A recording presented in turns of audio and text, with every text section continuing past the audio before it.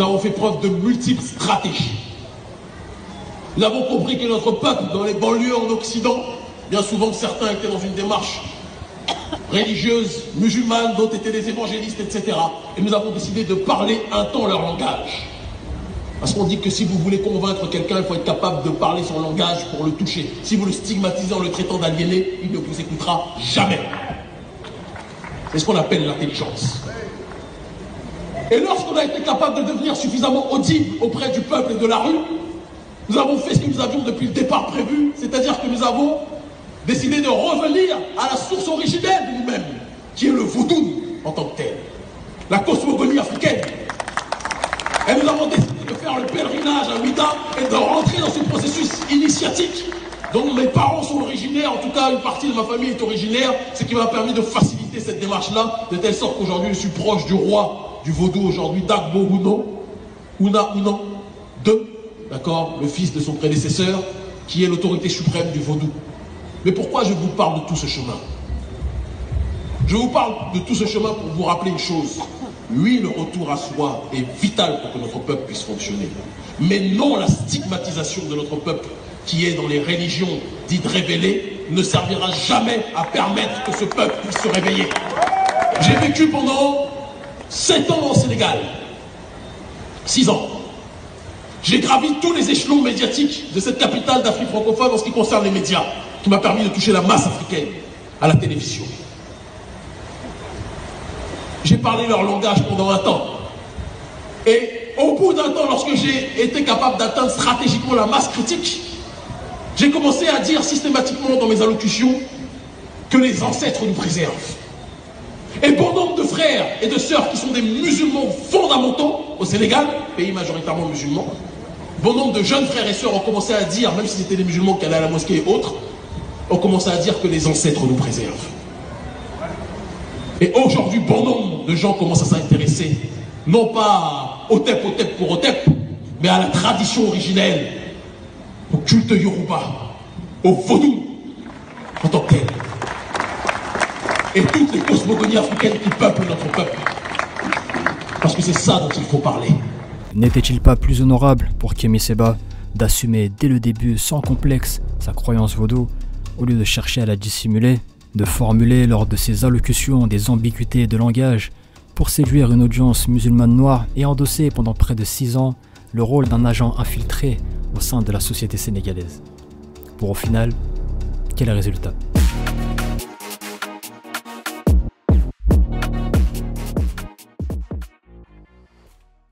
Vous avez été plusieurs à m'interpeller via mon compte Instagram afin d'avoir mon opinion, connaître ma position par rapport aux propos tenus par Kémy Séba qui ont récemment refait surface sur la toile. Étant moi-même musulman, d'origine sénégalaise et partisan de l'idéologie panafricaniste, je vais prendre le temps de vous partager mon analyse. Je tiens à préciser que je ne suis ni de ceux qui se réjouissent d'une polémique pour jeter l'opprobre sur un semblable, ni de ceux qui par copinage, solidarité spirituelle ou manque de courage intellectuel choisissent de faire preuve de mutisme. Comme à l'accoutumée, les mots d'ordre sont objectivité, transparence, bienséance. Dans cette vidéo, un extrait de son discours en Guadeloupe datant de 2018, il y a essentiellement un point qui m'a désagréablement surpris. Car bon, qu'il revendique sa spiritualité vaudou après un certain cheminement, c'est son droit le plus absolu, cela relève de la sphère personnelle. En revanche, ce qui est à mon sens plus problématique, c'est la stratégie manipulatrice qu'il a consciemment déployée,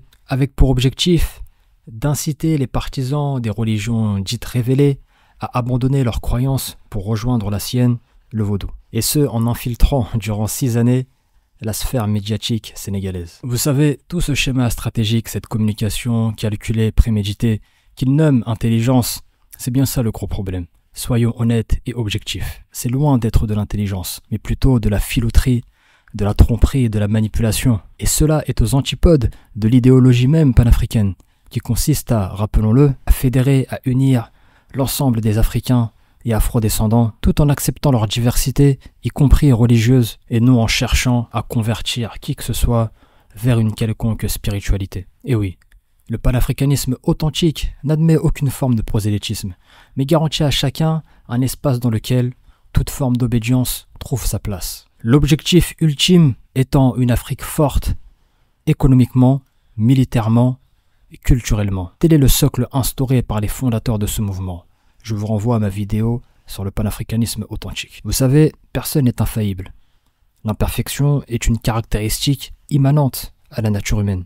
Dieu a créé l'homme faible avec ses qualités, ses défauts, ses traits de caractère, ses penchants, et le plus méritant est celui qui cherche constamment à se réformer. Cependant, lorsque l'on occupe une position de leader, il y a une posture, un comportement, une moralité à tenir. Et la fourberie, l'hypocrisie, l'absence d'intégrité sont des tares rédhibitoires qui détruisent toute forme de confiance et de crédibilité. N'était-il pas plus honorable pour Kémy Séba d'assumer dès le début sans complexe sa croyance vaudou au lieu de chercher à la dissimuler, de formuler lors de ses allocutions des ambiguïtés de langage pour séduire une audience musulmane noire et endosser pendant près de 6 ans le rôle d'un agent infiltré au sein de la société sénégalaise.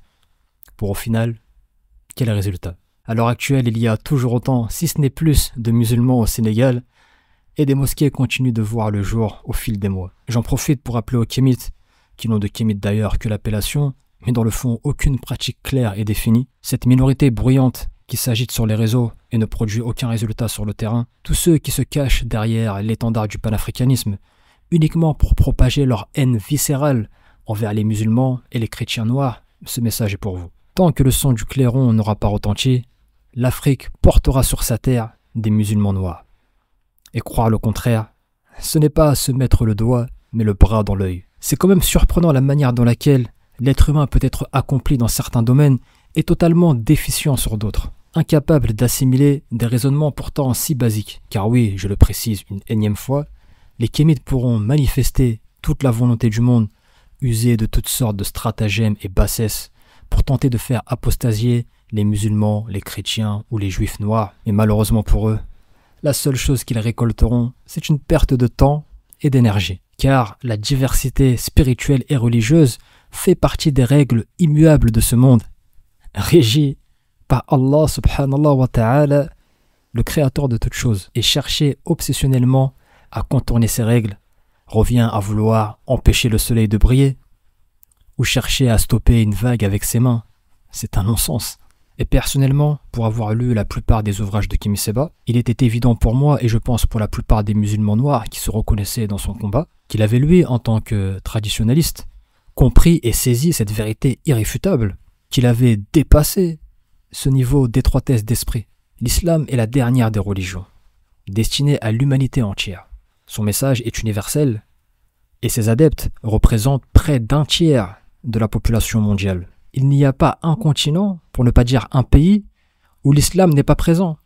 C'est un fait, c'est ainsi et ça le restera. Toute personne dotée d'un minimum d'intelligence, de raison, est en mesure de comprendre que les noirs musulmans ne suivent pas aveuglément la religion des Arabes, comme certains ignares ne cessent, comme des perroquets, de répéter. Vous n'êtes pas sans savoir que cette noble religion compte des partisans de toute origine et nationalité, du français de pure souche converti, jusqu'au Brésil, en passant par la Chine, le Canada ou encore le Zimbabwe.